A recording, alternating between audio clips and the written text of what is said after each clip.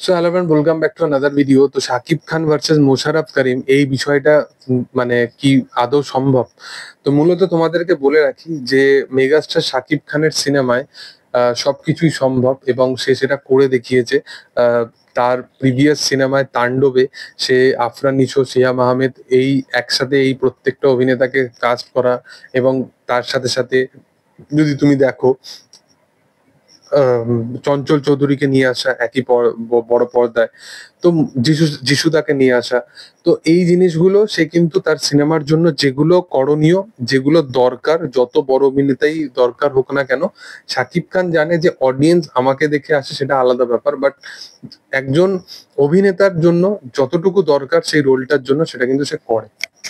মূলত তাণ্ডবের ক্ষেত্রে একটা বিষয় তোমাদেরকে আমি মানে এক্সাম্পল দেওয়ার জন্য বলছি, যে আফরান নিশো বা সিয়াম আহমেদ এই দুটো চরিত্রকে 2 থেকে 3 বার দেখানো হয়, আফরান নিশোকে একবার দেখানো হয় এবং সিয়ামকেও 2 বার মতো দেখানো হয়। বাট ক্যারেক্টার গুলো কতটা ইম্পর্টেন্স ফেলতে পেরেছে সিনেমাটার মধ্যে সেটা বোঝো।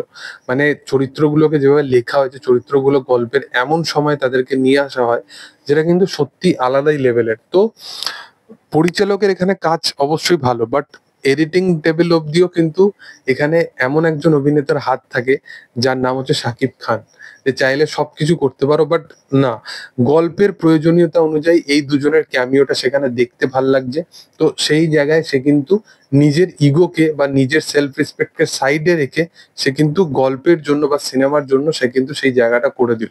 ইভেন তার ছবিতে অভিনেত্রীদেরকেও কিন্তু একটা ভালো প্রাধান্যতা দেওয়া হয়। তুমি প্রিয়তমা থেকে দেখো, প্রিয়তমা ইদিকার ক্যারেক্টারটার মধ্যে একটা ইম্পর্টেন্স ছিল, তাকে তার পারফরমেন্স করে দেওয়ার একটা জায়গা ছিল। ইভেন তারপরে তুমি আহ তুফান সিনেমাটা দেখতে পারো, সেখানে মিমিকে ভালো জায়গা করে দেওয়া হয়েছে, বরবাদে ইদিকাকে ভালো জায়গা করে দেওয়া হয়েছে। এখানে জয়া হাসান, সাবিলা নূর এরকম মাল্টিপল চরিত্র আছে। এখানে মধুমিতার নাম শোনা যাচ্ছে, দেখার যে সেটা তার চরিত্রটা কি হয়। অবশ্যই ভালোই একটা চরিত্র হবে।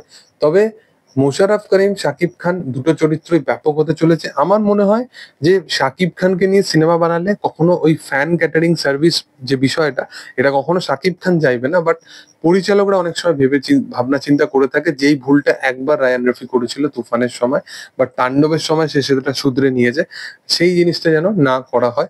সেটাই হচ্ছে ব্যাপার। দেখার যে সেটা আপকামিং দিনে তারা কিভাবে সেই জিনিসটাকে এক্সিকিউট করে।